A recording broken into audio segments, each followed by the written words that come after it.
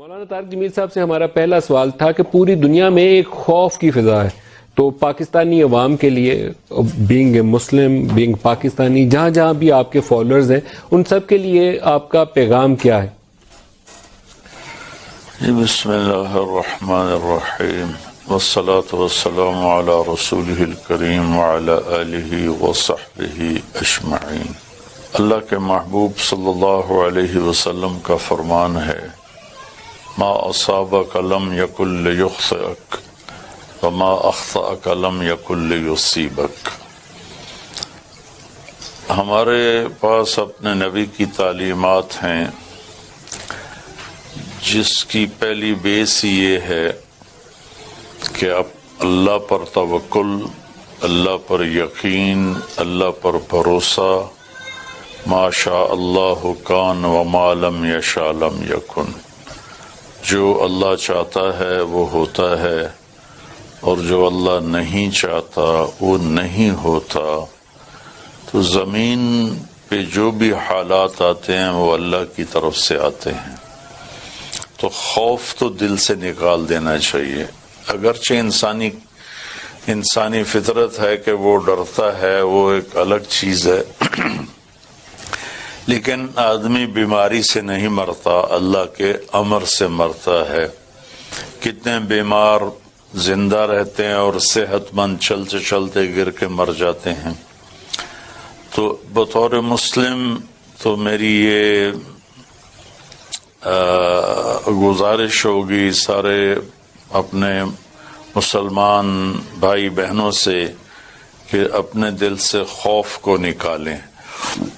وعلی اللہ فتوکلوا، اور اللہ پر اعتماد رکھیں، اور اس کے بارے میں جو ہدایات دی جا رہی ہیں ڈاکٹروں کی طرف سے، حکومت کی طرف سے، اس پر عمل کریں۔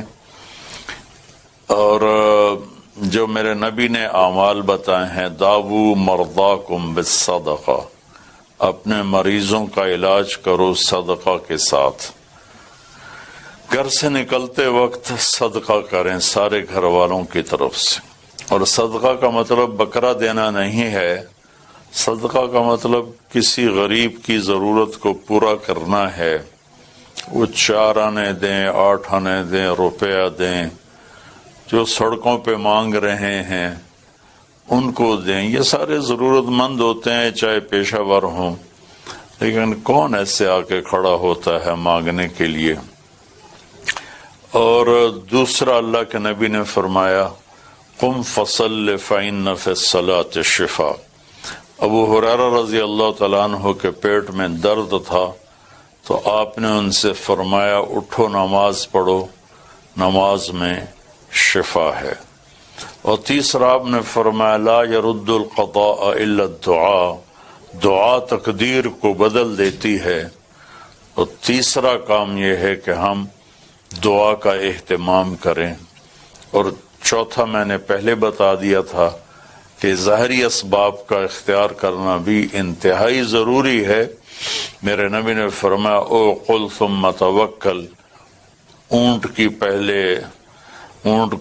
کو پہلے باندھو، پھر اللہ پہ توکل کرو، اور پھر اللہ پہ چھوڑ دیں، جو اللہ چاہے گا وہ انشاءاللہ ہوگا۔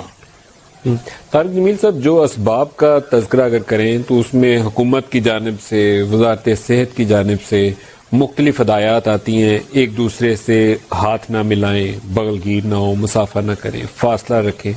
وہ کچھ سماجی قدغن کی طرف کہتے ہیں کہ احتیاط کی پہلی شرط یہ ہے کہ یہ ایک سے دوسرے کو ٹرانسفر نہ ہو۔ تو مسافے پہ پابندی یا بغل گیر ہونے سے گریز، یہ مناسب چیزیں ہیں؟ جی بالکل مناسب ہے۔ مفتی تقی صاحب، میں آپ سے پہلے 2-3 چینلز کو یہ پیغام دے چکا ہوں۔ مفتی تقی صاحب ہمارے لیے بہت بڑی حجت ہیں اور ہمارا بہت بڑا سرمایہ ہے۔ انہوں نے بھی فرمایا ہے کہ مسافہ نہ کیا جائے، بغل گیر نہ ہوا جائے۔ سلام کرنا سنت ہے اور مسافہ کرنا مستحب ہے۔ اور یہ اگر یہ مسافہ ہے، ہاتھ ملانے سے، بغل گیر ہونے سے یہ چیز پھیلتی ہے، تو بالکل اس سے اجتناب کیا جائے اور اس سے پرہیز کیا جائے. تو سعودی عرب نے جماعت کے ساتھ نماز کی ادائیگی اس کے اوپر بھی ابھی سے تھوڑی دیر پہلے پابندی عائد کر دی ہے حرمین کے علاوہ. تو یہ ایک ایسی ڈیولپمنٹ ہے جس میں ہم دنیا کے دیگر ممالک میں بھی دیکھ رہے ہیں. ہمیں پاکستان میں کیا کرنا چاہیے؟ جی جیسے حکومت بنائے نظم ہمیں اس نظم کو فالو کرنا چاہیے. اگر پابندی کا فیصلہ حکومت کرتی ہے تو مناسب ہوگا؟ جی ہمیں اس پر عمل کرنا چاہیے. عمل کرنا چاہیے. اس مسئلے کے اوپر جی. آپ کا کہا ہوا یا مفتی تقی عثمانی صاحب کو میں نے انٹرویو کیا تھا گزشتہ روز جس میں انہوں نے مسافہ کی بھی بات کی. یہ ایک بڑی اہمیت کی حامل ہوتی ہے آپ کی رائے کیونکہ لوگ آپ کو فالو کر رہے ہوتے ہیں اور سن رہے ہوتے ہیں کہ مولانا تقی عثمانی نے کیا کہا یا مولانا طارق جمیل نے کیا کہا. تو اگر حکومت یہ فیصلہ کرے کہ اگر ایسی سٹیج آ جائے، اللہ نہ کرے کہ وہ صورتحال پاکستان میں پیدا ہو، لیکن اگر کبھی ایسی سٹیج آ جائے وہ کہیں کہ جمعے کا خطبہ مختصر کر دو، تو تقی عثمانی صاحب تو کہتے ہیں 1 سے 2 منٹ میں خطبہ دیں اور جماعت کرا دیں، سنتیں گھر جا کے پڑھیں. لیکن ایسی سٹیج آ جائے کہ جماعت پہ بھی کوشچن ہو تو حکومت کا فیصلہ لازم ہوگا. جی بالکل صحیح بات. وزیر اعظم صاحب نے اپنے خطاب میں بھی ایک بات کہی، انہوں نے کہا کہ اجتماعات جو ہیں وہ 40 سے زائد لوگ اکٹھے نہ ہو، تو مذہبی اجتماعات کا بھی پاکستان میں کافی رجحان ہے. جی میں نے سنا ہے، ابھی میں نے سنا، بالکل صحیح کہا ہے انہوں نے. دیکھا نا آپ کی جب پرائم منسٹر سے ملاقات ہوئی تو کیا باتیں ہوئی اس میں؟ اور یہی کورونا کے بارے میں ہی بات ہوتی رہی. تو آپ نے کیا مشورہ دیا؟ اور میں اس میں کیا مشورہ دے سکتا ہوں، چونکہ یہ ایک آسمانی آفت ہے. البتہ میں یہ سب سے کہوں گا کہ ہم اللہ کی طرف رجوع کریں، اللہ کی بارگاہ میں توبہ کریں. جو حال اللہ کی طرف سے آتا ہے اللہ ہی اسے ٹھیک کرتا ہے. ہم اللہ کے سامنے جھکیں تو اللہ اپنے فضل و کرم سے ٹھیک کر دے گا. باقی آپ نے ایک حدیث میں نے پہلے بھی بیان کی ہے. بارش ہو رہی تھی اور حضرت بلال نے اذان دی تو آپ نے کہا اعلان کرو الا صلوا فی رحالکم، کہ سارے لوگ اپنے اپنے گھروں میں نماز پڑھو. حالانکہ اس میں تو جان کا خطرہ نہیں تھا، صرف آنے جانے میں تکلیف تھی، تو آپ نے تکلیف سے بچانے کے لیے اعلان کروایا کہ اپنے گھروں میں نماز پڑھو. اب یہاں جان کا خطرہ بھی ہے اور کافی تکلیف کا خطرہ بھی ہے، تو اس میں مسجد میں نہ جانا تو زیادہ اس کی گنجائش موجود ہے. تو کیا آپ اس چیز کو سپورٹ کرتے ہیں، حمایت کرتے ہیں اس چیز کی؟ جی بالکل. طارق جمیل صاحب ایک اور بھی ایشو ہے، ابھی تو جماعت کے اوپر حکومت کی جانب سے پابندی نہیں ہے تو مجھے معلوم نہیں کہ حتمی فیصلہ کیا ہوگا، لیکن جو بوڑھے لوگ ہیں یا وہ لوگ جو کھانس رہے ہوں، بخار کی شکایت ہو، کم از کم احتیاطی تدابیر کے اوپر تو آپ کی جانب سے یا کسی باقی جو عالم ہیں ان کی جانب سے یہ ہدایت دی جا سکتی ہے کہ ایسے لوگ جو کمزور ہیں، بیمار ہیں، وہ گھروں میں رہیں، ایسی صورتحال میں مسجد میں نہ جائیں جہاں سے وہ کسی اور کو متاثر کر سکتے. جی بالکل صحیح ہے.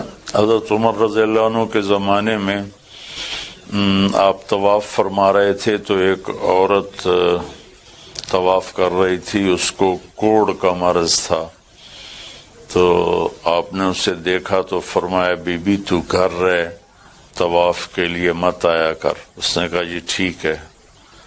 تو حضرت عمر رضی اللہ تعالیٰ عنہ جب شہید ہو گئے تو اس کی بیٹی نے کہا اب تو عمر نہیں رہا، اب تو تم جاؤ طواف کرو. تو اس نے کہا کہ اس نے جس اللہ کے لیے کہا تھا وہ اللہ تو موجود ہے، لہذا میں کبھی نہیں جاؤں گی. وہ طواف کے لیے نہیں گئی. تو سیرت میں سارے نمونے موجود ہیں، ملتی ہیں، ساری شکلیں ملتی ہیں. قیامت تک کے لیے جتنے بھی حالات آئیں گے اس کے لیے سیرت میں ہمیں راستہ ملتا ہے، راہبری ملتی ہے. خود آپ نے فرمایا جب جی آپ بات کریے پہلے. جی آپ نے فرمایا جہاں وبا پھیل جائے وہاں کوئی نہ جائے اور وہاں سے کوئی باہر نہ جائے. طارق جمیل صاحب، سنت میں بہت سی ایسی دعائیں بھی ہیں، مسنون دعائیں، پیارے رسول کی پیاری دعائیں ہم پڑھیں تو اس میں سے کئی دعاؤں کا ذکر آتا ہے. بسم اللہ الذی لا یضر، وہ والی دعا آ جاتی ہے. لا الہ الا انت کا ذکر آ جاتا ہے. جب یہ ہم کرونا وائرس کا ذکر کریں تو آپ لوگوں کو، پاکستانی عوام کو یا دنیا میں جہاں پہ بھی مسلمان سن رہے ہوں گے آپ کو، ان کو کون سی ایسی دعا ہے جو تجویز کریں گے کہ بار بار پڑھیں، بار بار پڑھیں؟ ایک تو ویسے بھی ہم کسی زبان میں بھی دعا مانگ سکتے ہیں، لیکن جو سنت میں، حدیث میں جس کا ذکر آیا ہو، تو آپ کون سی ایسی دعا تجویز کریں؟ دعا پڑھنے کا نام نہیں ہے، دعا مانگنے کا نام ہے.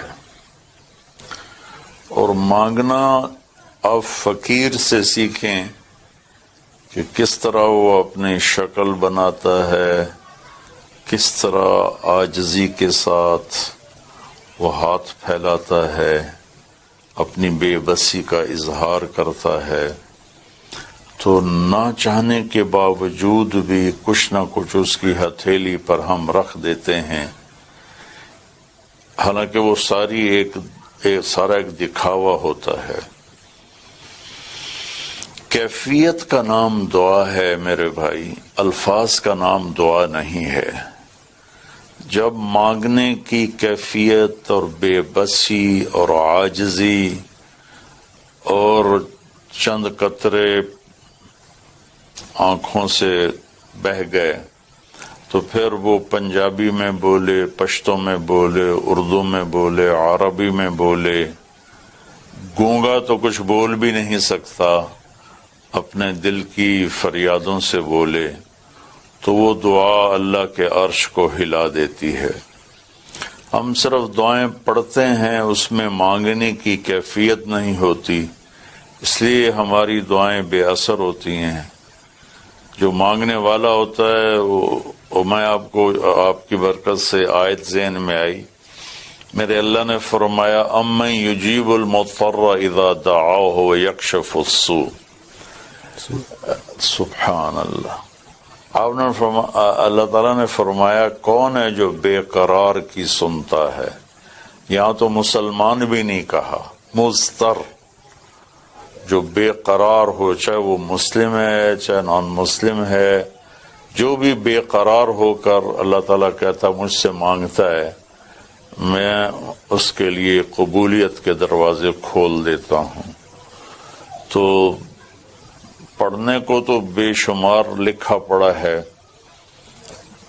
پڑھنے سے کام نہیں بنتا، مانگنے سے کام بنتا ہے. مانگنے کی کیفیت بنائیں تو پھر جو بھی کہیں گے اللہ تعالیٰ کی بارگاہ میں قبول ہو جائے گا.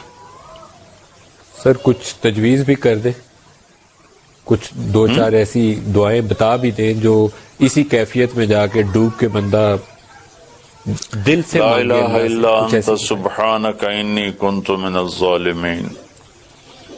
یہ جو حضرت حضرت یونس علیہ السلام کی، یونس علیہ السلام نے مچھلی کے پیٹ میں پکارا تھا، فنادا فی الظلمات اللہ الہ الا انت سبحانک انی کنت من الظالمین. تو اس میں اپنی کیفیت ڈال دیں تو بس کام بن جائے گا. اس کے علاوہ کوئی اور بھی دعا تجویز کریں گے؟ یہی کافی ہے. لولا انہ کان من المسبحین للبث فی بطنہ الی یوم یبعثون. تو اللہ تعالیٰ نے اس کی تاثیر بتائی کہ اگر وہ یہ دعا نہ مانگتے تو بس پھر مچھلی میں ہی پڑے رہتے قیامت تک. جو چھوٹے بچے ہیں، ضعیف لوگ ہیں یا بہت بیمار ہیں، کچھ ایسا بھی ہے کہ ان کو پڑھ کے پھونکا جا سکے؟ ہاں، سورۃ فاتحہ پانی پر پڑھ کے دم کر کے پئیں.